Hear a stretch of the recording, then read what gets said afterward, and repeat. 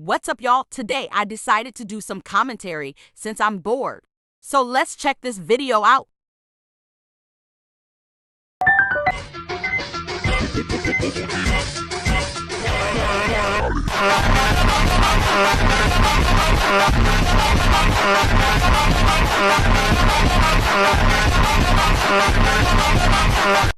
Ain't no way TikTok actually verified this account. Because no way he just said the woman's celebration is not mature. Like, have you seen this part? Yeah, very mature.